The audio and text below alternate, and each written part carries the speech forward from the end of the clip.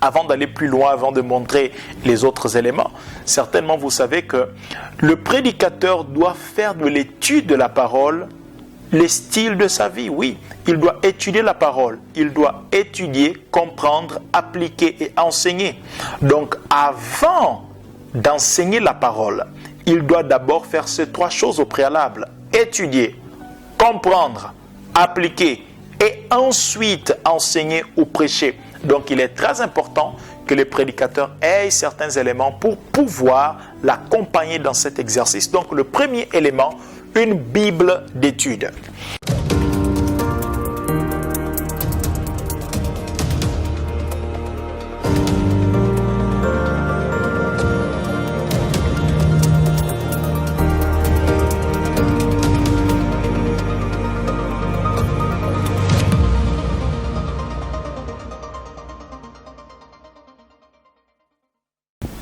Salut, c'est Abdel Barros, j'espère que vous allez bien, moi ça va, bienvenue sur ma chaîne et aujourd'hui encore une fois nous parlerons de la prédication. Avant de continuer, j'aimerais vous lancer cette invitation.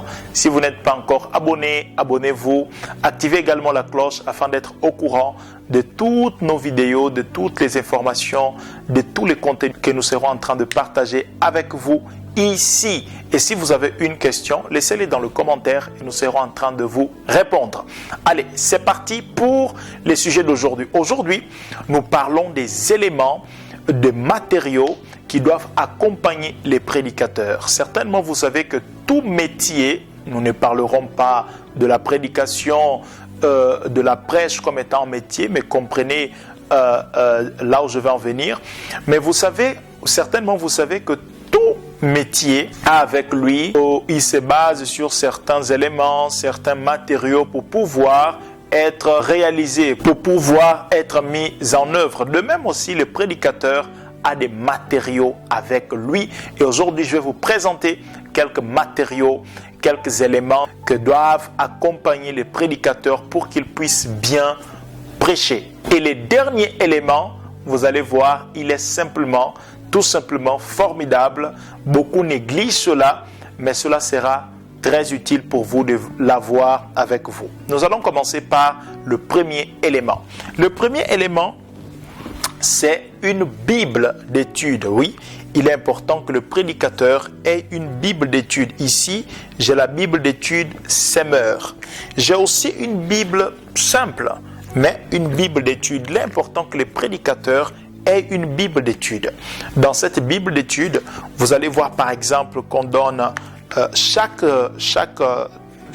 livre déjà a des introductions où on parle de c'est qui l'auteur du livre, la datation, pour qui le livre a été écrit, quels sont les sujets des livres. Et seulement ces informations peuvent être déjà très importantes pour le prédicateur, très très importantes.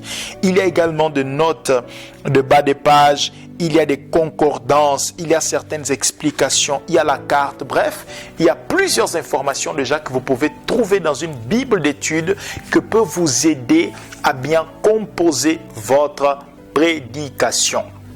Oui, parce que avant d'aller plus loin, avant de montrer les autres éléments, certainement vous savez que le prédicateur doit faire de l'étude de la parole le style de sa vie. Oui, il doit étudier la parole, il doit étudier, comprendre, appliquer et enseigner. Donc avant d'enseigner la parole, il doit d'abord faire ces trois choses au préalable: étudier, comprendre, appliquer et ensuite enseigner ou prêcher. Donc il est très important que les prédicateurs aient certains éléments pour pouvoir l'accompagner dans cet exercice. Donc le premier élément, une Bible d'étude. Le deuxième élément très important pour les prédicateurs, le deuxième élément, c'est les dictionnaires. Un dictionnaire, j'ai deux dictionnaires. Celui-là, c'est le dictionnaire de théologie biblique. Dans ce dictionnaire, vous allez trouver plusieurs thématiques ou encore plusieurs mots que vous voyez dans la Bible, que lorsque vous l'ouvrez, on vous donne la signification de ces mots, toutes les fois où il a été cité, comment le comprendre dans les temps passés, dans les temps actuels. Bref, il y a plusieurs mots ici. Vous allez comprendre c'est qui Aaron, c'est qui Moïse, c'est quoi la consécration, c'est quoi Exode, comment comprendre Exode aujourd'hui. Il y a plusieurs mots qui sont ici et qui sont donnés sous forme déjà des sujets. Quand vous étudiez cela, c'est pratiquement déjà un sujet. Au lieu que vous preniez le temps d'étudier la Bible, la lire, pour comprendre, par exemple, c'est quoi Exode, quand est-ce que ça a été écrit, vous pouvez juste prendre un dictionnaire, vous allez comprendre qu'est-ce que cela veut dire et ça vous permet de gagner le temps et ajouter à ce que vous étudiez votre propre réflexion ou encore à travers ce que vous étudiez, construire une nouvelle réflexion que vous pouvez partager avec l'Assemblée. Donc, les dictionnaires de théologie biblique. J'ai un deuxième dictionnaire, il n'est pas loin de celui-là, c'est les dictionnaires de théologie pratique. La théologie pratique, c'est tout ce qui concerne la liturgie, prédication, la politique, la famille, la sexualité, ainsi de suite, la pastorale, comment accompagner les gens, comment écouter les gens, comment aider les gens. C'est ce qu'on appelle à peu près la théologie pratique. Et il y a un dictionnaire également pour ça. Il y a un dictionnaire pour ça. Au lieu que vous alliez chercher sur l'internet comment une liturgie doit être faite, comment une prédication doit être faite, vous pouvez juste venir ici et vous allez trouver plusieurs éléments pour vous aider parce que c'est un dictionnaire. Il y a un autre dictionnaire, il est un peu loin de moi, désolé, c'est le dictionnaire de la Bible elle-même, c'est-à-dire ça contient chaque mot, on vous donne toutes les références, c'est à peu près comme une concordance biblique. La concordance, c'est là où on vous met par exemple tous les textes qui parlent d'un même sujet, qui parlent d'un même mot, on vous met des concordances. Donc, les dictionnaires va à peu près également dans le même sens. On prend un mot, par exemple le mot prière, et on commence à vous dire depuis l'Ancien Testament jusqu'au Nouveau Testament, en passant par l'hébreu et par le grec, ce que ce mot-là veut dire et comment il a été compris avant, comment il est compris maintenant, le contexte dans lequel ça a été dit. Donc le dictionnaire est très important. Il faut que vous ayez également en tant que prédicateur un dictionnaire pour pouvoir vous aider dans l'exercice de ce ministère.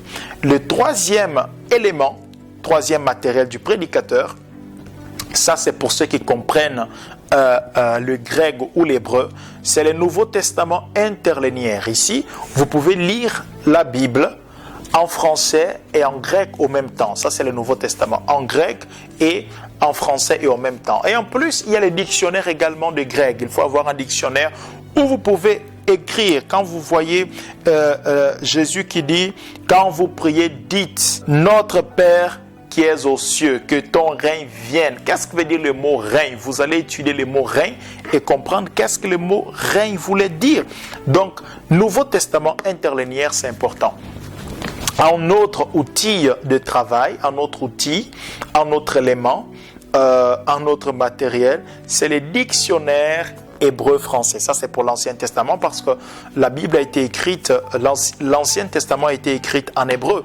Donc, quand vous avez ça et que vous lisez la Bible en hébreu avec ces dictionnaires, vous pouvez comprendre ce qu'un mot veut dire, une phrase veut dire, parce qu'il y a des phrases dans l'Ancien Testament en hébreu. Ce ne sont pas des mots, c'est une expression.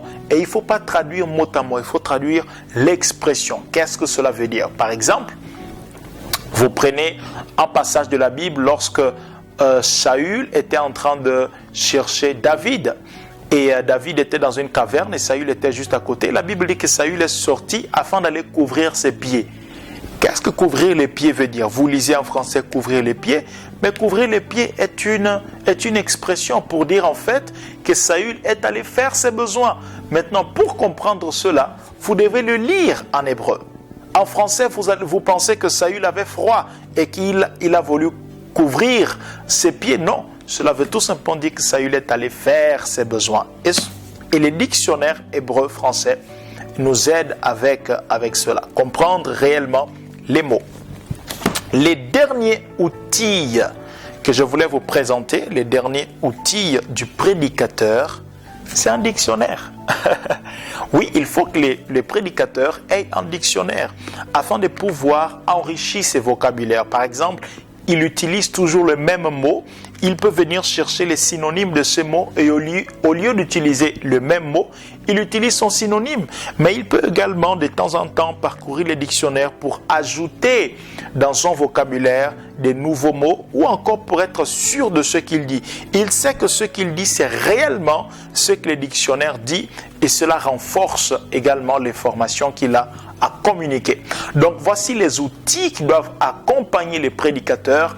Mais vous pouvez me dire, je n'ai pas les moyens pour avoir tous ces outils-là. Sachez que même moi, lorsque j'ai commencé, je n'avais pas tous ces outils, premièrement. Mais ça n'a pas empêché que je commence. Donc, vous pouvez commencer sans ces outils. Deuxièmement, si vous ne les avez pas, aujourd'hui, nous avons l'Internet. Et sur l'Internet, vous pouvez trouver plusieurs outils gratuits. Vous pouvez trouver des dictionnaires, concordances, commentaires. Vous pouvez trouver tout cela sur l'Internet. Donc, il n'y a pas d'excuse. Il n'y a pas d'excuse. Si vous n'avez pas cela en papier, vous pouvez trouver quelques-uns gratuits sous forme électronique, PDF, sur l'Internet. Donc, ne négligez pas ces outils afin que vous puissiez perfectionner le ministère que Dieu vous a donné. Que les Seigneur bénisse abondamment et à très bientôt.